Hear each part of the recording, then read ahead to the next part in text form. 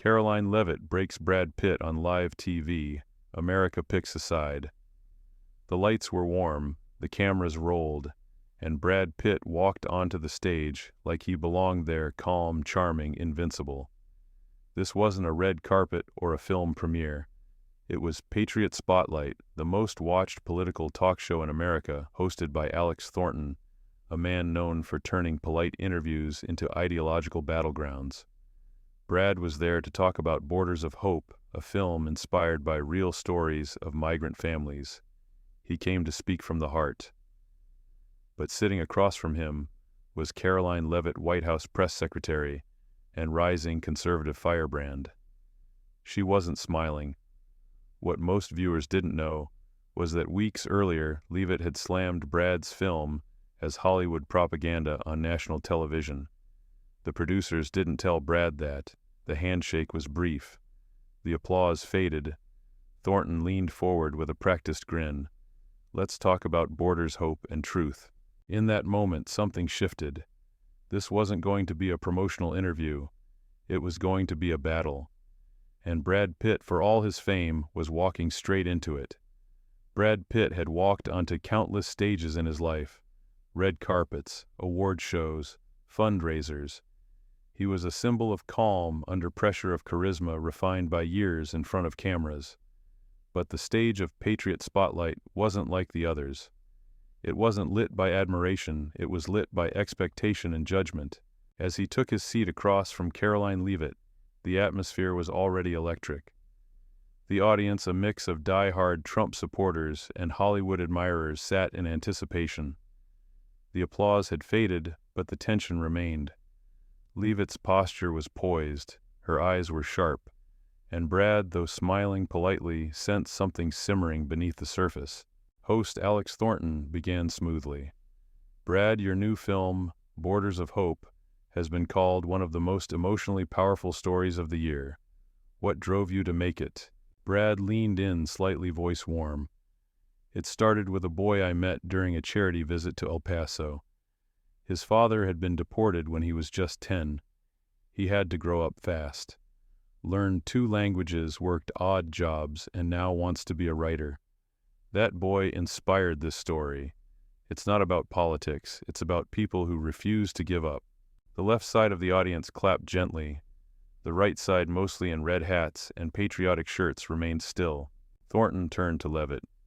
"Karoline, as the White House press secretary, how do you view Hollywood's influence on political issues like immigration?" Leavitt didn't blink. "With respect to Brad's work, the problem is not the intention, it's the outcome. Films like this touch hearts, but they often ignore critical facts. Immigration isn't only about hope, it's about law, order, national security, and economic sustainability. Last year, over 2 million illegal crossings overwhelmed our southern border. That's not just a number, that's a crisis." Applause erupted from the conservative side of the room. Brad's smile faltered slightly. "I understand that, but there's a difference between addressing a problem and dehumanizing the people involved. A child separated from their parent isn't a policy flaw, it's a human tragedy." Leavitt kept her tone even. "And yet, if we ignore why the separation occurs, illegal entry, criminal records, trafficking risks, we're not being honest. Compassion doesn't cancel consequences." Thornton raised his eyebrows. "Interesting points. Brad, would you say your film takes a side?" Brad shook his head. "No, it's not about sides. It's about seeing beyond the noise. I want people to walk away feeling something, to remember that behind every statistic is a face, a name, a dream." Leavitt tilted her head. "But what if they walk away with a false impression? That Border Patrol are villains, that policy is cruelty, that America should have no borders at all. Storytelling comes with influence and responsibility." Thornton interjected, "Let's go deeper. Brad, were you aware that Borders of Hope has been temporarily pulled from distribution in 2 states?" Brad blinked. "What?" "Florida and Texas," Thornton continued. "Both state boards raised concerns that the film portrays federal agents unfairly, that it could stoke division." A murmur spread through the studio. Brad leaned forward. "I didn't come here to attack anyone. I told a story that reflects real accounts. If truth is uncomfortable, maybe we need to look at why. Leavitt nodded once. Or maybe we need to be careful with half-truths. You showed a mother crying in a cell, a child reaching through bars, but you didn't show the agents who saved lives. The social workers stretched thin. The chaos we inherited at the border. Brad's voice grew firmer. So because we can't show every angle, we show none. That mother is real. That child is real. The tears are not fiction. Leavitt didn't flinch. And neither is the fentanyl smuggling, the crime networks, the drain on local services. We have to tell both stories, or we risk telling lies. Thornton glanced between them. Karoline, didn't you once say during a hurricane relief speech that emotion was vital to public policy? Leavitt nodded slowly. Yes. During natural disasters, empathy unites. But immigration is not a storm, it's a sustained challenge. Emotion should guide compassion, not override decisions made for the country's safety. Brad's hands tensed. So now empathy is optional.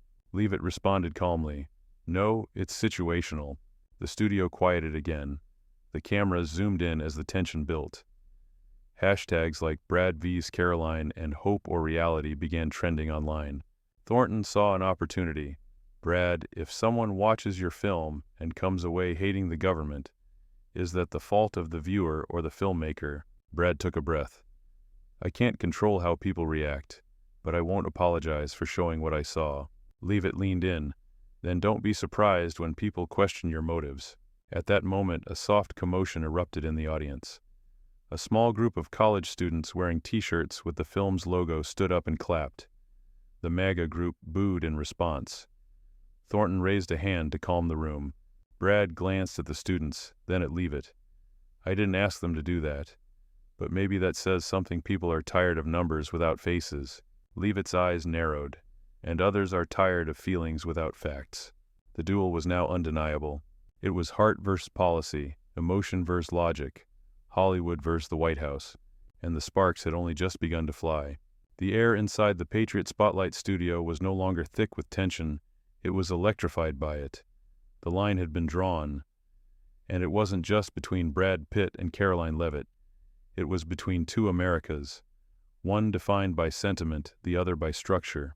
Thornton, sensing the stakes had risen, leaned into his next question like a conductor preparing for a crescendo. Let's step back a moment. Karoline, if Hollywood continues to shape public perception with emotional storytelling, where do you draw the line between influence and misinformation? Leavitt looked directly at the camera. We don't want to silence artists. But when a film presents only half the picture, people are moved in ways that don't always reflect the full truth. Viewers assume intent, assume policy is cruelty, and suddenly our agents, men and women risking their lives, are vilified. She paused, letting her words settle. That damages trust, and trust is the backbone of governance. Thornton nodded, then turned to Brad. Brad, is there ever a moment when you feel responsible for the ripple effects of your films? Brad, more composed, now nodded slowly. Of course. Every artist carries some weight of that responsibility. But Borders of Hope doesn't claim to speak for everyone. It shines a light on stories often left in the dark. If people reflect, really reflect, then we've done something right. He glanced at Leavitt. And I didn't villainize border agents. I showed a flawed system. There's a difference. Leavitt was ready. But perception is reality in today's world. If people leave the theater angry at the country, not inspired to help, then what was truly accomplished? The audience began murmuring. Social media feeds exploded again, splitting further. Team Brad, Josh, stand with Leavitt, Joss, truth or tears. Suddenly Thornton held up a tablet. We're receiving live comments. One viewer wrote, Karoline is speaking facts. Brad's just emotional. Another says, Brad showed us humanity. That's more than politics ever does. He looked up. Clearly the public is as divided as we are here. Brad leaned forward, eyes intense. Maybe that's because people are tired. Tired of being told they can't care. That facts must be cold. That compassion is weakness. He turned toward the audience. If one family sees themselves in Borders of Hope and feels understood, then no criticism can take that away. A few in the crowd clapped. Leavitt remained still. Thornton took a breath. Let's push deeper. Karoline, critics say your administration has weaponized facts to shut down empathy. How do you respond? Leavitt sat up straighter. That's a mischaracterization. We enforce the law. We protect borders. But we also invest in legal pathways and humanitarian aid abroad. We don't ignore suffering, we just don't believe in solving it with slogans and scripts. Brad's voice rose, not in anger but urgency. This isn't about slogans. This is about silences. The kind of silence that swallows entire communities. Stories like the ones in my film exist because they haven't been heard enough.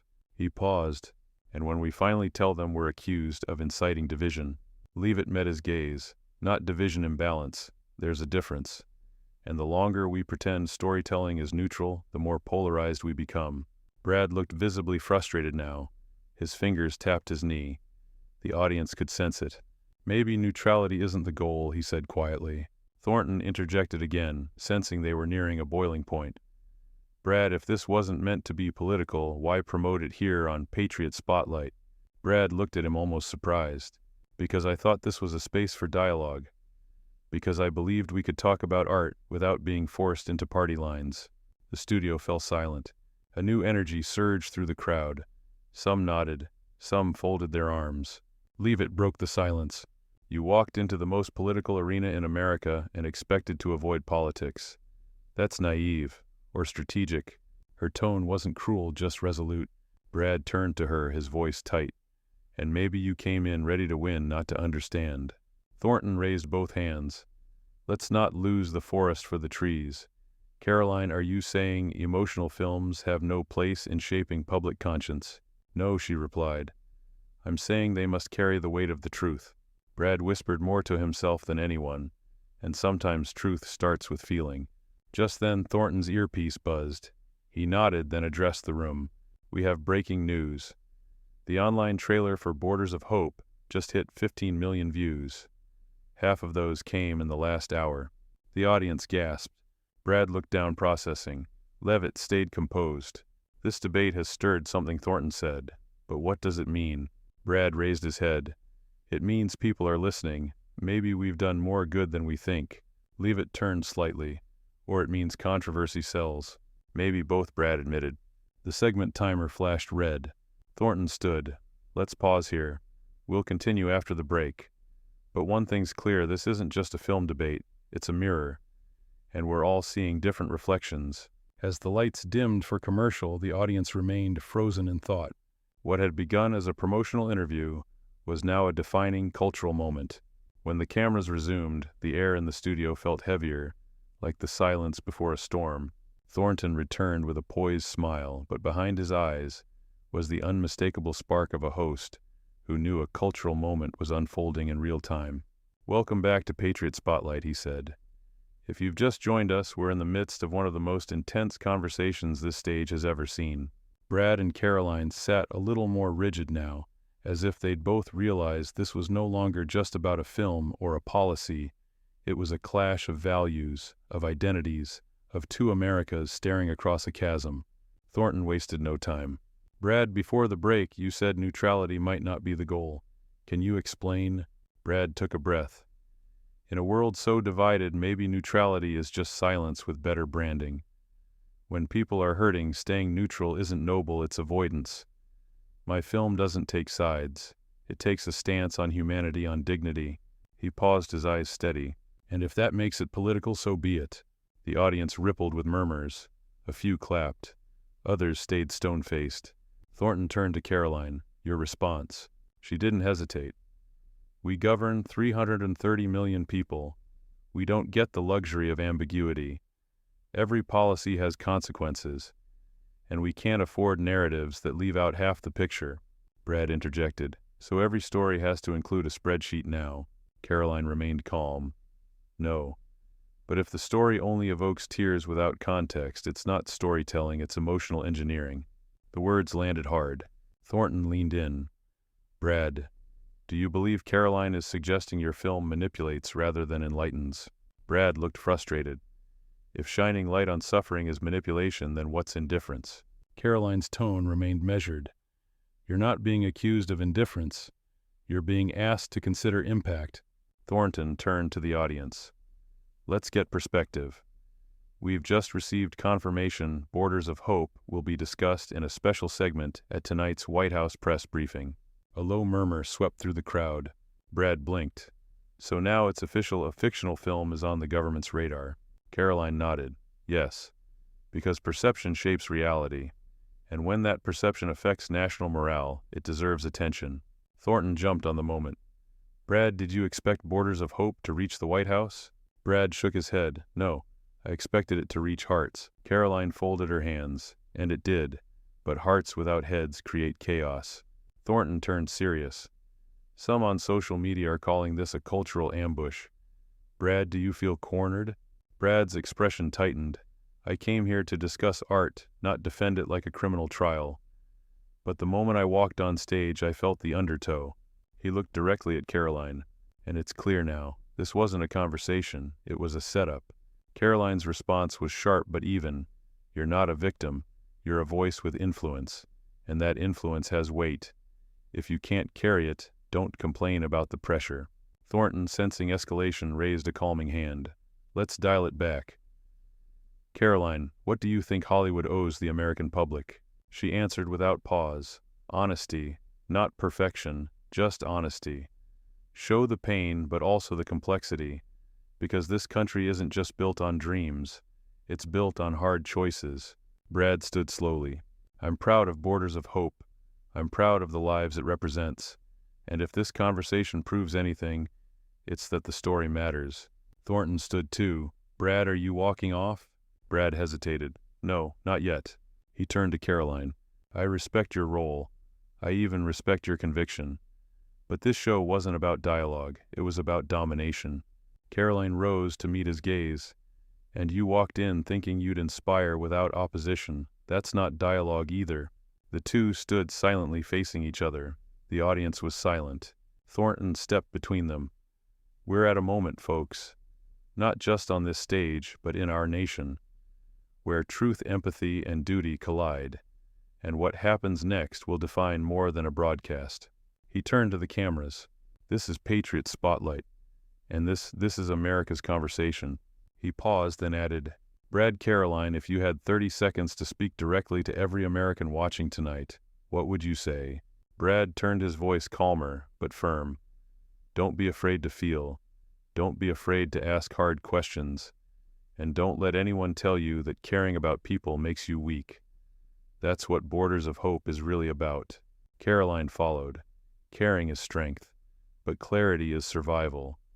Feel deeply, but don't forget to think critically. Patriotism means truth, even when it's uncomfortable. Thornton nodded as if closing a chapter.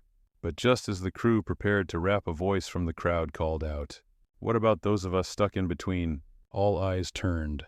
It was a woman in the third row, middle-aged, neutral-colored blazer eyes, burning with sincerity. I'm not with Hollywood. I'm not a government official. I'm a nurse from Ohio. And I'm tired of feeling like I have to pick sides to be heard. A beat of silence. Brad stepped closer to the stage edge. Then maybe it's our job to make sure you don't have to. Karoline added, Your voice matters more than either of ours. You live the reality we're arguing about. Thornton, sensing the moment, signaled the crew to keep filming. Ma'am, would you like to say something? She stood. I see migrants come into my ER, scared, sick, exhausted. And I see my neighbors worried about jobs, about security. And I don't know who's right anymore. I just know people are suffering. The audience was silent. Thornton looked at Brad. Does that change anything? Brad's voice softened. It makes everything more real. He turned to Karoline. Maybe we've both been arguing from towers too high. Karoline nodded slowly. Then maybe we need to build a bridge. Thornton stepped forward. This right here, this is why we have these conversations. Not for victory, for clarity. The crowd, once divided, now broke into applause, not thunderous, but unified. And as the credits prepared to roll, Thornton's voice returned steady and calm. This moment isn't about politics or performance. It's about remembering that behind every belief is a person. The lights dimmed. Backstage staff whispered updates. Phones buzzed and social media boiled. But on stage, two figures remained their silhouettes side by side, still locked in an unspoken standoff that would echo far beyond the walls of that studio. Later that night, clips from the show flooded social platforms. Some hailed it as a turning point in political television, while others dissected every frame, every phrase. Hashtags like Yas Truth on Stage and Karoline Pitt vs. Leavitt trended globally. In his hotel room, Brad sat alone, scrolling through the responses. Mixed reactions. Some praised his conviction, others criticized his lack of preparation. He reread one message that stood out. You weren't ready for a battle, but you spoke from the heart. Meanwhile, across town, Karoline reviewed the footage with her comms team. A young advisor leaned in, whispering, "You came off sharp but fair." She nodded. That was the goal.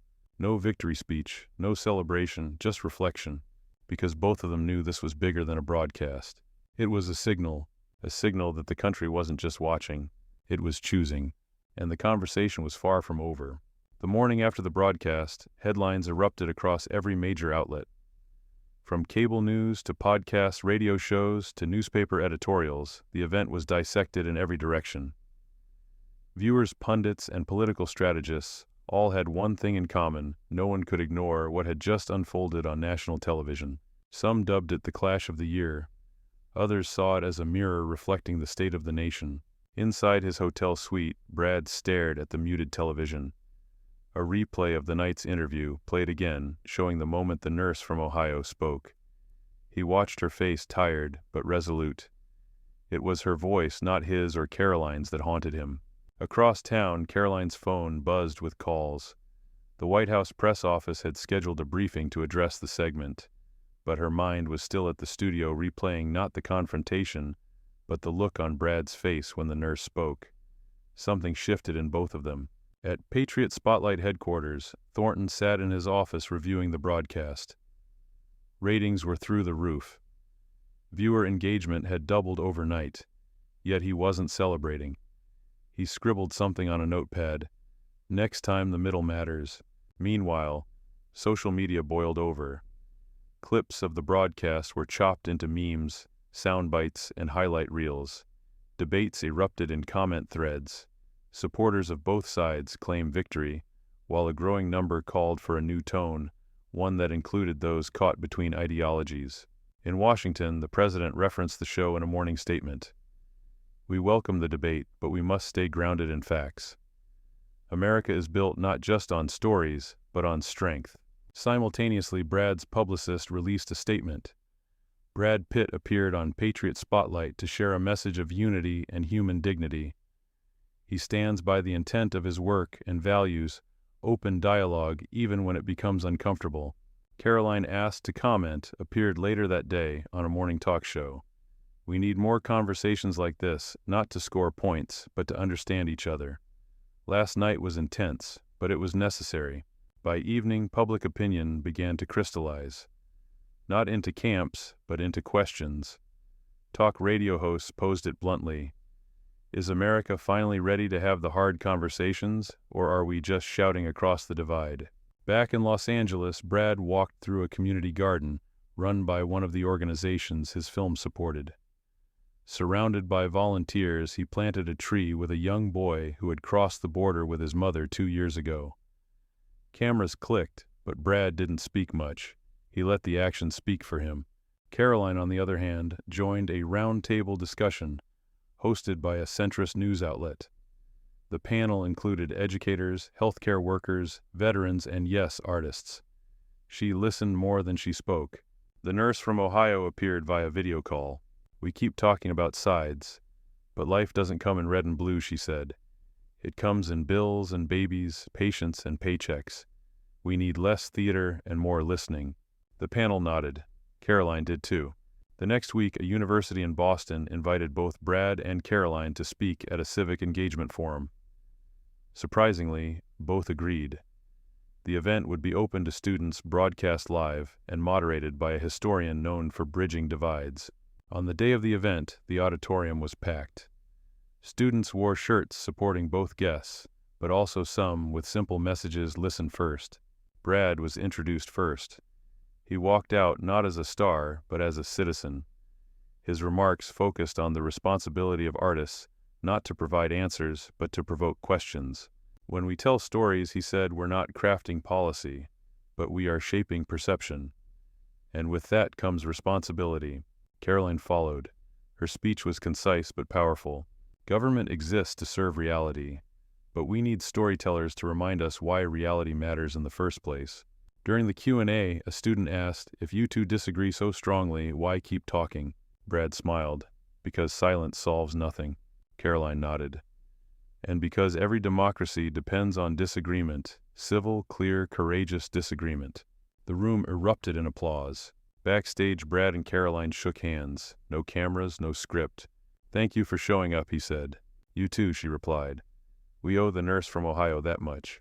They laughed softly, the tension of the previous week replaced by mutual respect. As they parted ways, a reporter waiting by the door asked, do you think this is the beginning of something new? Brad turned eyes thoughtful. I think it's a reminder that we can't fix anything until we start listening. Karoline added, and keep listening even when it's hard. That night, clips from the forum began circulating, but they were different, less combative, more hopeful. A new hashtag trended, keep talking. In the end, the broadcast that started as a confrontation became something more. Not a resolution, but a beginning rooted not in agreement but in willingness. Willingness to stay in the room, to face the discomfort, and to reach towards something better. And for millions watching, that was enough to believe again, not in one side or the other, but in the possibility of finding common ground. In the weeks that followed, public interest didn't wane. Major universities began hosting their own bipartisan forums. A new podcast featuring everyday citizens, farmers, baristas, police officers, teachers sprang up under the title Middle Voice, hosted by none other than the nurse from Ohio. Brad appeared as her first guest. I thought I was there to promote a film, he said on air. Turns out I was there to learn. Karoline appeared the next week. I thought I was defending policy, but maybe I was also defending my blind spots. The show gained traction not for firebrand takes, but for its quiet commitment to nuance. Meanwhile, Patriot Spotlight doubled down on its new format, pairing unlikely voices, giving space not just for clash, but for clarity. Thornton became a symbol of moderation, his signature phrase, let's stay in the room, now printed on mugs, pins, and posters across college campuses.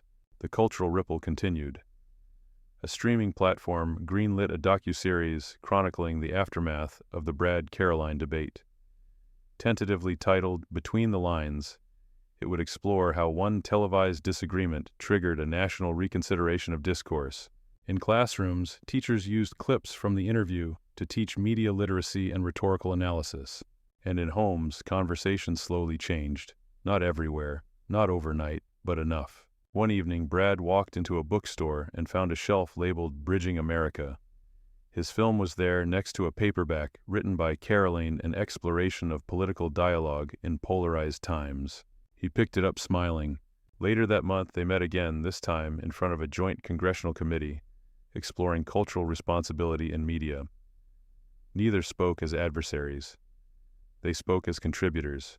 And as the hearing closed, a journalist whispered, "Didn't think I'd see the day." Another replied, "That's what happens when people keep talking." As spring turned to summer, the impact of that night on Patriot Spotlight continued to ripple outward. Across the country, civic programs popped up at community centers and public libraries under the banner of the Listening Project. Towns that hadn't held open forums in years now gathered monthly, not to debate, but to share. Brad returned to filming, but with a new sense of intentionality.